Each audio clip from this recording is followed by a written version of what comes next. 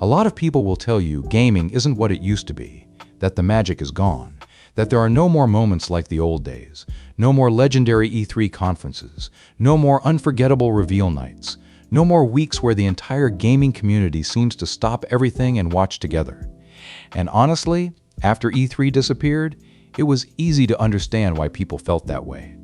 For years, E3 wasn't just an event, it was a tradition. It was Christmas for gamers.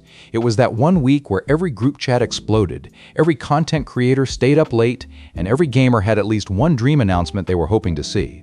I still remember attending the last in-person E3 back in 2019, walking through Los Angeles, seeing the giant booths, feeling the energy of thousands of gamers all excited for the same thing. Looking back now, it almost feels like another era of gaming. Then E3 slowly faded away. The digital versions never felt quite the same. The industry changed, companies started doing their own events, the schedule became fragmented, and little by little, many players started believing that those special gaming weeks were gone forever.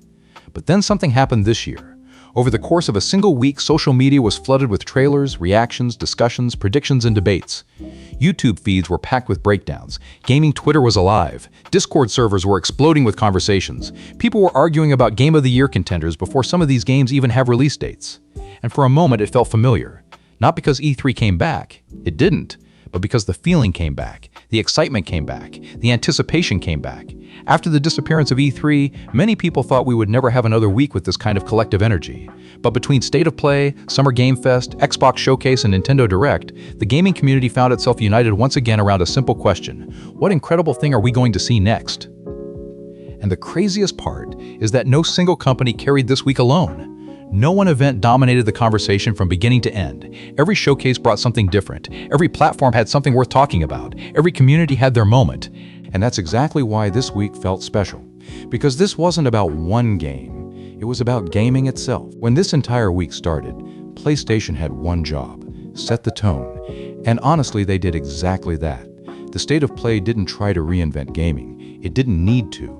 Instead, PlayStation focused on what it has traditionally done best: building excitement around strong single-player experiences, the kind of games that make you sit forward in your chair and immediately start imagining yourself playing them.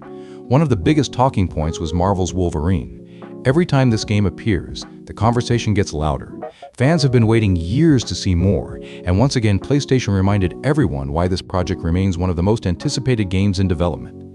Then there was God of War, Laufey, a game that many people suspected existed after recent rumors and leaks, but seeing it officially revealed with gameplay instantly changed the conversation. Suddenly, fans weren't debating whether it was real anymore. They were discussing where the story could go next and what exploring this universe through Faye's perspective could actually look like. But what I personally loved was the variety. No Rest for the Wicked continues looking like one of the most interesting action RPGs currently in development. The atmosphere, the combat, the art direction, it feels like a game trying to create its own identity instead of simply following trends. Silent Hill Townfall brought back that psychological horror energy that made people fall in love with the franchise in the first place. Until Dawn 2 showed that PlayStation is still willing to revisit successful concepts. And Tomb Raider reminded everyone that Lara Croft still has plenty of adventures left ahead of her. What made the State of Play work wasn't necessarily that every announcement was groundbreaking. It was that the showcase felt balanced. Action games, horror games, narrative adventures, RPGs. There was something for different types of players. And more importantly, PlayStation accomplished something extremely important. It kicked off Not-E3 week with momentum. The conversation started moving, the hype started building, expectations started rising. But if State of Play was the opening act, what happened next showed that this week was going to be much bigger than a single platform. Then Summer Game Fest reminded everyone this wasn't just about one platform. If PlayStation started the conversation, Summer Game Fest turned it into a global event, and honestly, that's probably the biggest story nobody talks about enough. A few years ago, people kept asking who would replace E3. Some believed no one could. Others thought the industry would simply split into dozens of disconnected showcases forever. But after watching this year's Summer Game Fest, it's becoming harder and harder to deny reality. Jeff Keighley's event has officially become the closest thing we have to a modern E3. And the reason isn't just the size of the audience, it's the diversity. Summer Game Fest isn't tied to one platform. It isn't trying to sell you one ecosystem. It's a giant stage where publishers from across the industry get to share the spotlight. That's what made E3 feel special in the first place. You never knew what was coming next. One moment you're watching a horror reveal, the next you're seeing an RPG. Then suddenly a franchise you haven't thought about in years comes back to life. That unpredictability is something gaming desperately needs. Resident Evil, Veronica immediately grabbed attention. Survival horror has been on an incredible run lately, and Capcom continues proving why they're one of the most respected publishers in the industry. Then came Final Fantasy VII Revelation, and let's be honest, whenever Final Fantasy appears on a stage like this, the entire RPG community stops scrolling and starts paying attention. Square Enix knows exactly how much emotional weight that franchise carries. Then there was Alien Isolation 2, a sequel that many players had almost given up hope of ever seeing. The original game built a passionate fan base over the years, and the moment the sequel appeared, social media exploded. That's one of the things that made this week feel different. It wasn't only about brand new IPs, it was also about long-awaited returns. And then we had Stellar Blade, Blood Rain, a game that continues building on one of the industry's most surprising success stories from recent years. It's the type of announcement that reminds you how quickly new franchises can establish themselves when developers deliver quality experiences.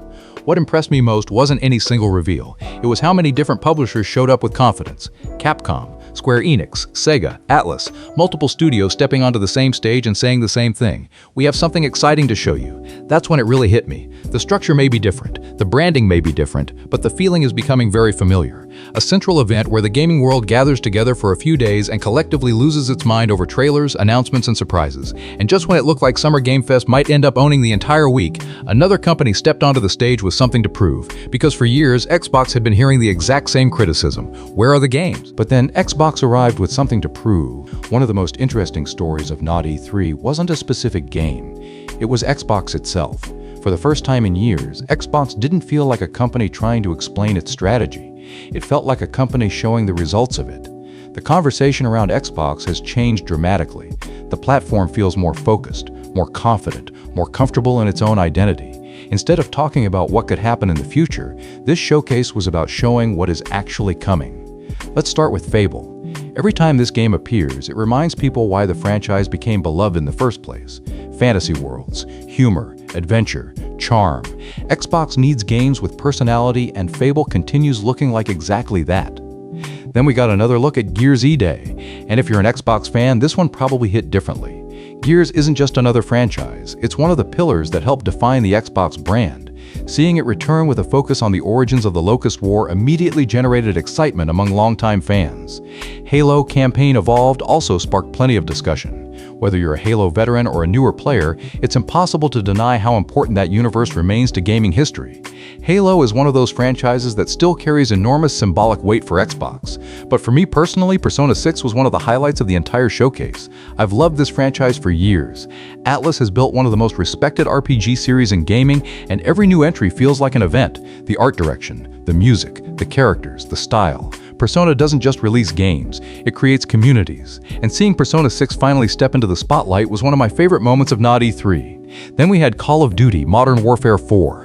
Whether you love Call of Duty or you're tired of hearing about it, the reality is simple. It's still one of the biggest franchises on the planet. Every new entry moves the industry conversation. Resonance, A Plague Tale legacy continued one of gaming's strongest narrative universes. Castlevania, Belmont's Curse reminded everyone why the franchise still has such a passionate fan base. And Clockwork Revolution once again completely grabbed my attention. I have to be honest here, every time I see Clockwork Revolution, I become more interested. The steampunk setting, the time manipulation mechanics, the atmosphere, the visual identity, it feels different. In a week full of sequels, remakes, and established franchises, Clockwork Revolution continues standing out as something fresh, looks like a wild, wild west story. And that's what made Xbox's showcase work. Variety. For the first time in a long time, Xbox didn't feel like a platform defending itself. It felt like a platform attacking, not aggressively, not arrogantly, confidently. And just when Xbox seemed ready to walk away with one of the strongest showcases of the week, Nintendo reminded everyone that sometimes emotions are stronger than hype, and somehow Nintendo still managed to steal part of the conversation. And somehow, after PlayStation, Summer Game Fest, and Xbox all delivered strong showcases, Nintendo still managed to steal part of the conversation. Not because it had the biggest showcase, not because it had the most announcements, but because Nintendo understands something that almost no company understands better: emotion. Nintendo has spent decades building memories. Entire generations grew up with its characters, its worlds, and its stories. So when Nintendo makes the right announcement, the reaction isn't just excitement, it's nostalgia, it's emotion, it's remembering why you fell in love with gaming in the first place. And no announcement captured that better than The Legend of Zelda: Ocarina of Time Remake. The moment it appeared, social media exploded. Content creators stopped what they were doing. Group chats lit up. Fans immediately started sharing memories of their first time leaving Kokiri Forest, pulling the Master Sword or riding across Hyrule Field. And honestly, that's the power Nintendo has. Ocarina of Time isn't just another game. For many people, it's one of the greatest games ever created. It's one of the most influential titles in gaming history, and seeing it return for a new generation instantly became one of the defining moments of Not-E3. But Nintendo wasn't relying entirely on nostalgia. Xenoblade Genesis was another major announcement and one that immediately grabbed the attention of RPG fans. The Xenoblade series has grown into one of Nintendo's strongest modern franchises, and Genesis looks ready to continue that momentum with bigger ambitions and a larger scale than ever before. Then there was Kingdom Hearts 4, a game that somehow manages to generate excitement every single time it appears. Whether you followed the series for years or you're still trying to understand the timeline after all these games, there's no denying its impact. Kingdom Hearts remains one of the most unique collaborations in gaming, and every new look at the project becomes an event in itself. Pokémon Pokopia content gave Pokémon fans something new to discuss. Duskbloods continued building intrigue around one of the more mysterious projects shown during the week. Fire Emblem Fortune's Weave reinforced Nintendo's commitment to strategy fans. And Rhythm Heaven Groove reminded everyone that Nintendo is still one of the few companies willing to embrace creativity and weirdness at the same time. And that's what makes Nintendo so special. No one balances nostalgia, innovation, creativity, and emotion quite like they do. One moment they're reviving one of the most beloved games ever made. The next, they're introducing something completely unexpected. Nintendo understands that gaming isn't only about graphics, it isn't only about technology, it isn't only about bigger worlds. Sometimes it's about making people feel something. I think there's something important to recognize. This wasn't just a good week for PlayStation fans. It wasn't just a good week for Xbox fans. It wasn't just a good week for Nintendo fans. It was a good week for gamers. We saw massive RPG announcements like Persona 6, Final Fantasy VII Revelation, and Xenoblade Genesis. We saw survival horror with Resident Evil, Veronica, Silent Hill Townfall, and Alien Isolation 2. We saw action games, shooters, remakes, sequels, and completely new experiences. There was something for almost everyone. And that's why this week mattered so much. Competition creates better gaming. When PlayStation delivers, Xbox responds. When Xbox responds, Nintendo raises the bar. When Nintendo creates excitement, publishers bring stronger announcements. And ultimately, the people who benefit are us, the players. If I had to pick a personal favorite moment from the entire week, I'd probably give it to Nintendo. Seeing The Legend of Zelda, Ocarina of Time Remake finally become reality was one of those rare announcements that instantly takes you back. It reminded a lot of people why they fell in love with gaming in the first place. But honestly, that's not the real story here. The real story is that for 1 week, the entire gaming industry felt connected again. PlayStation delivered major first-party experiences. Summer Game Fest brought together publishers from across the industry. Xbox showed one of its strongest and most confident lineups in years. Nintendo closed the week with a showcase full of emotion, nostalgia, and excitement. And together, they created something that many people thought had disappeared after E3, the feeling of being excited about gaming again. After this week, I think we have our answer. Gaming never lost its magic. Sometimes we just need a week like this to remember why we love it. And this is only the beginning. In the coming weeks, we'll be doing deeper breakdowns of some of the biggest games, companies, and announcements from Not-E3 2026. We'll be talking about No Rest for the Wicked, Persona 6, Final Fantasy VII Revelation, Ocarina of Time Remake, Clockwork Revolution, and many more. So if you enjoy gaming news, gaming discussions, and in-depth analysis, make sure to subscribe to LootVerse and join the conversation in the comments. What was your favorite announcement from Not-E3 2026? Which showcase won the week for you? As always, thank you for watching and follow for more gaming breakdowns and gaming updates.